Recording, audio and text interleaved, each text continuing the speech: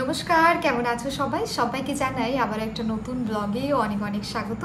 আজকের ভিডিওটি হতে চলেছে ভীষণ ভীষণ ইন্টারেস্টিং, কারণ তোমরা আমাকে বেশ কয়েকদিন ধরে অনেক অনেক প্রশ্ন পাঠিয়েছো। তো আমি আজকে চেষ্টা করব সমস্ত প্রশ্নের উত্তর দিতে, সঙ্গে আমার সম্বন্ধে অনেক অনেক কোয়েরিজ তোমাদের রয়েছে, অনেক অনেক কিউরিওসিটি রয়েছে। বারবার আমি বিভিন্ন ধরনের কোয়েশ্চেন পাই, সেগুলো আমি তোমাদের সঙ্গে আজকে শেয়ার করব।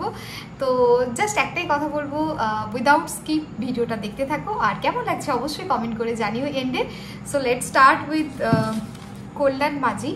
আমাকে জিজ্ঞেস করেছে, দিদি তোমার বাড়ি কোথায়? থ্যাংক ইউ সো মাচ ভাই, থ্যাংক ইউ।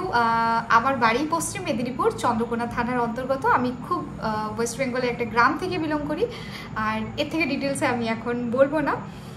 এরপর আজব সব অনেক অনেক দিন ধরে আমার ভিডিও দেখছে একজন ইউজার, যখন আমার 500 সাবস্ক্রাইবার ছিল তখন থেকে দেখছে। থ্যাংক ইউ সো মাচ, অনেক অনেক ধন্যবাদ তোমাকে। আর কোয়েশ্চেন করেছে, আপু তোমার ফ্যামিলি কেমন আছে, তোমাদের বিয়ে হয়েছে কবে? ইয়েস, আমার ফ্যামিলি ভালো আছে। আমার ফ্যামিলিতে মূলত আমার মা খুবই অসুস্থ, যেমনটা তোমরা জানো। তো মা আগের থেকে অনেকটা বেটার আছে, তবে হ্যাঁ, মায়ের একদিন ছাড়া ডায়ালিসিস হয়। তো সেইভাবে যেটুকু ভালো থাকা যায় সেইভাবেই ভালো আছে। আর আমরা একটু হ্যাপি আছি, কারণ আগের থেকে মা অনেকটা রিকভার করেছে। যদিও একদিন ছাড়া ডায়ালিসিস হচ্ছে, কিন্তু তাও তার শারীরিক অন্যান্য যে সমস্ত সমস্যাগুলো ছিল সেগুলো থেকে অনেকটা রিকভার হয়েছে। ব্যাস, এটাই আমার বাড়ির সম্পর্কে। আর বাকি সবাই বাড়িতে ভালো আছে, আমার ফ্যামিলি বলো বা আমার হাজব্যান্ডের ফ্যামিলি বলো, সবাই ঠিকঠাক আছে। তোমাদের বিয়ে কবে হয়েছে? আমাদের বিয়ে হয়ে গেছে 4 ইয়ার কমপ্লিট হয়ে গেছে, মানে 4 ইয়ার্স শুরু হয়েছে। সো আমরা একদম কোভিড হিট করার 10 দিন আগে বিয়ে করেছি, 10th of March। তো এটা বলেই দিলাম তোমাদেরকে। এর সঙ্গে আরও একটা কোয়েশ্চেন আমি অটোমেটিক্যালি অ্যাড করে দিচ্ছি। তোমরা প্রচুরবার জিজ্ঞেস করো, দিদি তোমার এতদিন বিয়ে হয়েছে, তো তোমাদের বেবি কোথায় বা বেবি হচ্ছে না কেন অ্যান্ড অল। তো তাদের সম্বন্ধে আমি আগেও ক্লিয়ার করেছিলাম, এখনও বলছি যে আমরা এই মুহূর্তে বেবি প্ল্যান করিনি। তার কারণ হচ্ছে যে আমরা দুজনেই চেয়েছিলাম, যেহেতু আমরা একটু তাড়াতাড়ি বিয়ে করেছিলাম আমাদের এজ ওয়াইজ, তাই আমাদের দুজনেরই ফোকাস ছিল যে কেরিয়ারটাকে আগে এস্টাবলিশড করা ভালো করে, সেটা আমার বা তন্ময় দুজনের দিক থেকে, এবং তারপরে গিয়ে আমরা ফিউচার প্ল্যান করব। তো ইনিশিয়ালি আমরা এখন সেই ফেজেই রয়েছি। তো আমাদের এখন দুজনেরই মেজর প্রায়োরিটি হচ্ছে আমাদের ফ্যামিলিকে দেখা, ফ্যামিলির রেসপন্সিবিলিটি নেওয়া, আর সঙ্গে সঙ্গে আমাদের কেরিয়ারটাকে আরও একটু ভালো করে এস্টাবলিশ করা। তো আপাতত এখনও 2-3 বছর আমরা কিছু ভাবছি না, দেন যখন আমরা প্ল্যান করব অবশ্যই তোমাদের সঙ্গে শেয়ার করব। থ্যাংক ইউ সো মাচ আবারও একবার। এরপর দীপিকা, আমার একটি ছোট্ট সাবস্ক্রাইবার, জিজ্ঞেস করেছে, দিদি তোমার কোনো দিন বয়ফ্রেন্ড ছিল কলেজ লাইফে, ইয়া যদি থাকে তাহলে দাদাকে বলেছো? দাদার সঙ্গে আমার সম্পর্কটা অনেক দিনের, আমি ওকে চিনি আমার এইচএসের সময় থেকে। আর ইনিশিয়ালি আমাদের সেইভাবে রিলেশনশিপের যে কমিটমেন্ট ছিল সেটা ছিল না, বাট প্রথম থেকে আমার ভীষণভাবেই ইচ্ছে ছিল যে হ্যাঁ, আগে পড়াশোনাটাকে ঠিকঠাকভাবে করা, বা একটা জব পাওয়ার আমার খুব খুব প্রয়োজন ছিল বাড়িতে। কারণ আমার প্রথম থেকে একটাই ফোকাস ছিল যে আমাকে আমার বাবা মার পাশে দাঁড়াতে হবে। আর আমার বাবা মায়ের দিক থেকে যেহেতু আমি বড় মেয়ে, সেই জন্য আমার উপর অনেকটা রেসপন্সিবিলিটি আসে, আর যেহেতু আমার ভাই নেই তাই পুরো রেসপন্সিবিলিটি আমার উপরই থাকে অ্যাকচুয়ালি। সেই জন্যই প্রথম থেকে আমার ফোকাস ছিল যে নিজেকে নিজের পায়ে দাঁড়ানোটা খুব জরুরি, আর তবেই হয়তো আমি বাবা মাকে সাহায্য করতে পারবো। তো সেই জন্য ইনিশিয়ালি আমরা এটা নিয়ে ফোকাস করিনি, তবে হ্যাঁ, একদম এন্ডের দিকে কমিটেড হয়ে যাই আমরা দুজনেই, আর আমাদের বাড়ির লোকজনকেও জানাই। সো এটাই ব্যাপার। তারপরে কিছুদিন পরে, মানে তার প্রায় 2 বছর পরে আমরা বিয়ে করে নিই। সো এটাই আমার লাভ লাইফ সম্পর্কে। Thank you so much dear, thank you. আর একটা কোয়েশ্চেন, দীপিকার আরও একটা নেক্সট কোয়েশ্চেন, যে হ্যাঁ, আমার আরেকটা প্রশ্ন ছিল, তুমি কি কোনোদিন কলেজ ফাঁকি মেরেছো? দেখো, স্কুল কলেজ সব জায়গাতে আমি বরাবরই স্টুডিয়াস, মানে পড়াশোনাটাই আমার মেন ফোকাস ছিল বরাবরই। তো সেই জন্য খুব একটা বেশি কলেজ বা স্কুল বলো বা ইউনিভার্সিটি বাঙ্ক করার কনসেপ্টে আমি একদমই বিশ্বাস করি না। আমার মনে হয় ক্লাস ফলো করলে অনেক কিছু নতুন নতুন জানা যায়, আর ক্লাস ফলো করতে আমার বরাবরই ভালো লাগে। ইভেন আমার একজন ফ্রেন্ড আছে, আমি বলছি, তো আমার ওই ফ্রেন্ডের মনে হতো যে তোর জন্য কলেজ গিয়ে গিয়ে আমার 100% অ্যাটেন্ডেন্স হয়ে যায়, কিন্তু আমি ওই 100% অ্যাটেন্ডেন্স নিয়ে কী করবো? সো কলেজ ফাঁকি মেরে বা বাঙ্ক করে যে ঘুরতে যাব বন্ধুদের সঙ্গে, এইরকম আমার জীবনে কখনো হয়নি। হয়তো সেরকম বন্ধুর অভাব ছিল বা যাই হোক, বাট সেটা আমি করিনি, আমি ওটাতে অত বেশি স্বচ্ছন্দ ফিল করতাম না। নেক্সট কোয়েশ্চেন আমি নেব লাবণী মাইতি। অনেকেই আমার বাড়ি নিয়ে অনেকবার কোয়েশ্চেন করেছো। তোমরা জানোই যে আমাদের মাটির বাড়ি, মানে আমার বাবার বাড়িটা অ্যাকচুয়ালি মাটির, আর বাবার বাড়িটাই অ্যাকচুয়ালি আমার বাড়ি। যাই হোক, আমি সেটা কারেক্ট করতে চাই। তো আমার বাড়ি হচ্ছে মাটির 3 তলা বাড়ি। সেটা নিয়ে আমি একটা ডিটেলস ভিডিও তোমাদের সঙ্গে শেয়ার করেছি এবং সেখানে প্রত্যেকটি মানুষের ভীষণ ভালোবাসা পেয়েছি। সবাইকে অনেক ধন্যবাদ এত সুন্দর কমেন্ট করে আমাকে ইন্সপায়ার করার জন্য। আর তার সেখানে আমি অনেকগুলো কোয়েশ্চেন পেয়েছি, যেমন দিদি মাটির বাড়িকে কীভাবে মেনটেন করো, বা মাটির বাড়িতে কালার কী করে করেছো, তোমরা কি নিজেই কালার করেছো, বা কালার কোথা থেকে পাওয়া যায়। তো সেরকমই লাবণী এই বোনটি আমাকে জিজ্ঞেস করেছে মাটির ওপর কিভাবে কালার করা যায়। তো প্রথমে আমি তোমাকে বলবো, আমার না সেকেন্ড আরেকটা ভিডিও আমি মাটির বাড়ির ওপর বানিয়েছিলাম, যেখানে আমি কিন্তু পুরো ডিটেলসে বলেছি যে কিভাবে কালার করা যায়। মাটির বাড়ির মেকানিজমটা ঠিক ওই কংক্রিটের বাড়ির মতোই। তো যেমন সিমেন্টের বাড়িতে কি হয় যে প্রথমে আমরা দেওয়ালটাকে ভালো করে মেজে নিই হালকা সিমেন্টের থিন লেয়ার দিয়ে, ঠিক সেরকমই মাটির বাড়িতেও আমাদের মাটি অ্যাকচুয়ালি দোআঁশ মাটি দিয়ে তৈরি আমাদের বাড়িটা, কিন্তু তার উপরে বেলে পাথরের একটা হালকা কোটিং করা হয়েছে, ভালো করে মাজা হয়েছে বাড়িটা। তার উপর যেরকম কালার আমরা পাকার বাড়িতে ইউজ করি ঠিক সেম কালার দিয়ে কিন্তু আমাদের বাড়িতে পেন্ট করা হয়েছে।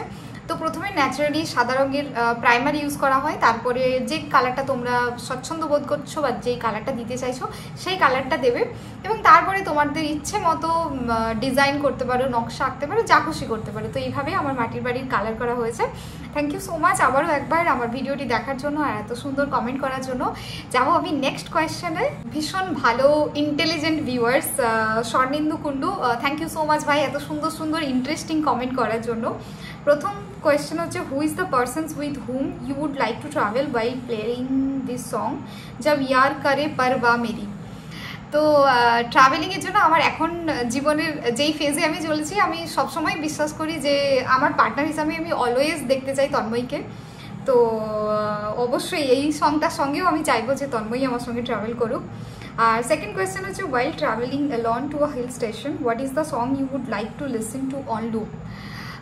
সো অনেক ধরনের সং রয়েছে, তবে বরাবরই আমার রবীন্দ্রসঙ্গীত শুনতে বেশি ভালো লাগে। আর মানে আমার কাছে রবীন্দ্রসঙ্গীতের মানে কোন গানটা ছেড়ে কোনটা বলবো সেটাই ব্যাপার। তবে কিছু না হলেই সবসময় আমি যখন নিজেকে একটু ভালো ফিল করাতে চাই তখনও আমার বারবার ওটা শুনতে ইচ্ছে করে।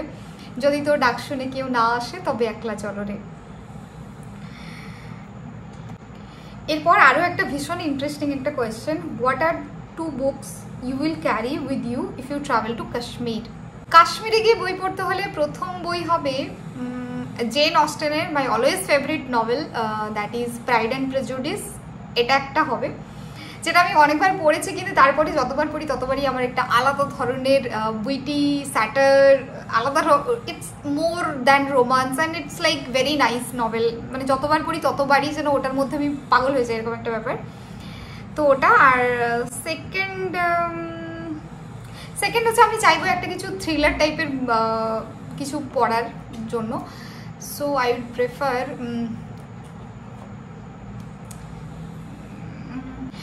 আগাথা ক্রিস্টির মার্ডার ইজ অ্যানাউন্সড। ওটা আমি এখনো পড়িনি, আমি কয়েকদিন ধরে প্ল্যান করছিলাম। তো এরকম কিছু একটা আগাথা ক্রিস্টিকে পড়ার এক্সপ্লোর করার চেষ্টা করবো। তো এটা হলো আমার থার্ড কোয়েশ্চেন। তুমি আরও অনেকগুলো কোয়েশ্চেন করেছো, ডেফিনেটলি আমি সেগুলোতে আসবো। নেক্সট কোয়েশ্চেন তুমি জিজ্ঞেস করেছো আমার ফেভারিট অথর। তো ফেভারিট অথরের মধ্যে প্রথমেই আমি টেগর, অবশ্যই রবীন্দ্রনাথ ঠাকুরকে পড়তে সবার ভালো লাগে। আর প্রতিটা বয়সের সঙ্গে সঙ্গে আমরা নতুনভাবে রবীন্দ্রনাথকে খুঁজে পাই, তো সেটা আমার অবশ্যই ফেভারিট। এছাড়াও ইংলিশের মধ্যে যদি যাই, অলওয়েজ ফেভারিট হচ্ছে শেক্সপিয়ার, দেন পিভি শেলি, দেন আমার ঝুম্পা লাহিড়ির নভেলসগুলো পড়তেও ভীষণ ভালো লাগে। তো অনেক লিস্ট রয়েছে, সো একটাতে স্টিক করা খুব ডিফিকাল্ট, তো সেটার জন্য বলতে পারো টেগর।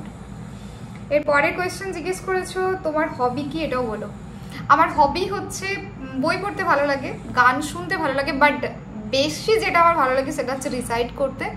অ্যাপার্ট ফ্রম দ্যাট কিছু না কিছু ক্রিয়েটিভ করতে আমার খুব ইচ্ছে করে। এটা হয়তো ধরো আমার মধ্যে বিরাট কিছু এক্সপার্টিস নেই, কিন্তু আমি চেষ্টা করি কিছু একটা বানানো, দেখেই হোক বা যেভাবেই হোক, কিছু একটা ড্র করা বা সামথিং কিছু একটা ডিফারেন্ট করা, এটা করতে আমার বেশি ভালো লাগে। আর হ্যাঁ, তোমার ফেভারিট সিঙ্গার কে, এটাও বলো। ফেভারিট সিঙ্গারের মধ্যে আমি অরিজিৎ দাকে তো অবশ্যই ভালো লাগে। Arijit Singh one of my favourite singer. Shreya Ghoshal one of my favourite. But এই সব কিছুর বাইরে আমার যেই ভয়েসটার সঙ্গে আমি ভীষণভাবে ফন্ড অফ সেটা হচ্ছে লতাজি অবশ্যই। অ্যান্ড দ্বিতীয়ত হচ্ছে আমার কিন্তু সন্ধ্যা মুখার্জির গান যখন শুনি তখন আমার মনে হয় হিলিং, ওনার যে ভয়েস আর ওনার যে কাজটা সেটা আমার ভীষণ আলাদা ফিল হয়, ভীষণ সোলফুল মনে হয়। তো ওনার ভয়েসটাও আমার কাছে ভীষণ ভীষণ প্লেজারেবল একটা ব্যাপার। তো ওনার গান শুনতে আমি বিভৎস ভালোবাসি। Your favourite other and your favourite autobiography. Favourite other আমি বলে দিয়েছি।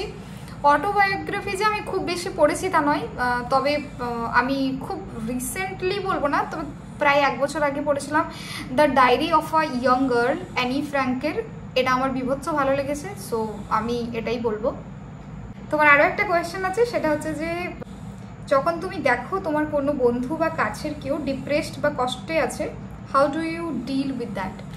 সো প্রথমত দেখো, আমি এমন একটা পার্সন যে আমি আমার পাশে যে থাকে তাকে আমি কোনোদিন কষ্টে থাকতেই না। আমি নিজের মধ্যে সমস্ত কষ্টকে অ্যাবজর্ব করতে বেশি ভালোবাসি। সামটাইমস এরকম হয় যে আমি হয়তো কাউকে এক্সপ্রেস করতে পারছি না, আমি নিজে নিজেই কেঁদে ফেললাম, তো ধীরে ধীরে ওটা সর্টেড হয়ে যায়। বাট আমার পাশের যেই মানুষটি রয়েছে সে যাতে করে ভালো থাকে আমি সেটা সবসময় চেষ্টা করি, weather it is my friend, আমার হাজব্যান্ড হোক বা আমার আশেপাশের লোকজন যেটাই হোক। অবশ্যই আমার পাশের মানুষটি যদি কষ্টে থাকে, যদি তার খারাপ লাগা সব কিছু থাকে, এবং তাহলে আমি অবশ্যই চেষ্টা করবো যে কী হয়েছে সেটাকে আগে জানার। আর তার সঙ্গে সঙ্গে যদি খুব বেশি পার্সোনাল হয় তো ডেফিনেটলি আমি সেখানে ইন্টারফেয়ার করা খুব একটা বেশি পছন্দ করি না। তবে হ্যাঁ, চেষ্টা করবো যাতে করে তাকে আমি একটু হলেও আনন্দে রাখতে পারি, বা তার ভালো লাগার জন্য, ভালো লাগবে এমন একটা কিছু যেন তার জন্য করতে পারি। তো এটাই আমার কাছে। আর এছাড়া অন্য কীভাবে ডিপ্রেশন ডিল করতে পারি জানি না, তবে আমি চেষ্টা করি যে আমার পাশে আর আশেপাশের মানুষগুলি যেন ভালো থাকে, তার জন্য একটু হলেও যদি আমার কোনো কন্ট্রিবিউশন থাকলে তারা ভালো থাকবে, তো আমি সেটা যথাসাধ্য চেষ্টা করি। তাতে আমার মানে আমি বিজি থাকি বা আমার কষ্ট হচ্ছে সেগুলো আমার কাছে কিছু যায় আসে না। তো এটাই। সো আমি আপাতত সবার কোয়েশ্চেন নিয়ে নিয়েছি। এছাড়াও তোমাদের বারবার আমাকে একটা কোয়েশ্চেন জিজ্ঞেস করো যে দিদি তুমি কি জব করো, তো সেটা আমি আরেকবার রিপিট করে দিতে চাই। আমি একটা PR এজেন্সিতে জব করি। আর পড়াশুনো যদি বলো, আমার পড়াশুনোর ব্যাকগ্রাউন্ড হচ্ছে জার্নালিজম অ্যান্ড মাস কমিউনিকেশন। তো অ্যাজ আ সাংবাদিকতা আমি কিছুদিন কাজ করেছি, তারপর আমি PR এজেন্সিতে জব করছি। It's a public relation agency, it's a US based company. তো আমি এখন আপাতত ওয়ার্ক ফ্রম হোম করি, because by God's grace I got this opportunity. Otherwise বাকি ফুল ফ্লেজেড অফিস এখন সমস্ত জায়গাতেই চলছে। আমার office Mumbai, I report to Mumbai team, কিন্তু যেহেতু আমি বাড়ি থেকে কাজ করি তো সেই জন্য আমার খুব একটা বেশি অফিসে যাওয়ার প্রয়োজন হয় না। তবে মাঝে মাঝে যখন কিছু বিজনেস মিটিং থাকে, যেখানেই থাকুক সেটা অ্যাক্রস ইন্ডিয়া, সেখানে আমাকে যেতে হয়, তো তখন আমি ট্রাভেল করি। আর অ্যাপার্ট ফ্রম অল দিস, যেটা আমি বলতেই চাইছিলাম যে স্বর্ণে তো আমাকে বারবার জিজ্ঞেস করেছো যে আমার হবি কি। দেখো, এই সব কিছুগুলো হবি যেগুলো আমার ভালো লাগে, যেগুলো আমাকে মানসিক একটা শান্তি দেয়। কিন্তু apart from all this, I love to travel, I really love to travel. But I don't know Y travelling আমার জন্য এখন হচ্ছে না। সিচুয়েশন এরকম যে আমি ট্রাভেল করতে পারছি না, সময় নেই, বা ফাইন্যান্সিয়াল কন্ডিশনও এরকম নয় যে আমি সবসময়ই কোথাও না কোথাও ঘুরতে যেতে পারি। কিন্তু আমি মন থেকে ভীষণ ঘুরতে চাই, আমার ঘুরতে ভীষণ ভালো লাগে। তো দ্যাটস ইট ফর টুডে। আর কেমন লাগলো অবশ্যই কমেন্ট করে জানিও। Thank you so much everyone question করার জন্য। আর যারা দেখছো তাদেরকে অনেক অনেক ধন্যবাদ। শুধু এটুকুই চাই তোমাদের কাছ থেকে, প্লিজ আমাকে সাপোর্ট করো। আর কি ধরনের কন্টেন্ট দেখতে চাইছো সেটা অবশ্যই কমেন্ট করে জানিও। আর খুব তাড়াতাড়ি যেন আমাদেরও 100K ফ্যামিলি হয়ে যায়, তার জন্য একটু প্লিজ সাবস্ক্রাইব করে পাশে থেকো। Thank you so much. তো চলো, আজকের ভিডিওটা এই অবধি। কালকে দেখা হবে আবার একটা নতুন ব্লগের সঙ্গে। ততক্ষণের জন্য সবাই ভালো থেকো, সুস্থ থেকো। সত্যি এই সময়ের মধ্যে ভালো থাকা, সুস্থ থাকাটা খুবই ডিফিকাল্ট, কিন্তু আজকে যেটা হয়েছে সেটা দেখে মনে হচ্ছে যে সত্যিই মা আসছেন। আর মা আসছেন চিন্ময়ী থেকে মৃন্ময়ী রূপে। এবার মা আসবেন আর আমাদের সমস্ত দুঃখ হয়তো কর্পূরের মতো চলে যাবে, উবে যাবে। আমরা সবাই সেই প্রার্থনাই করছি। আবারও একবার সবাইকে ধন্যবাদ। বাই।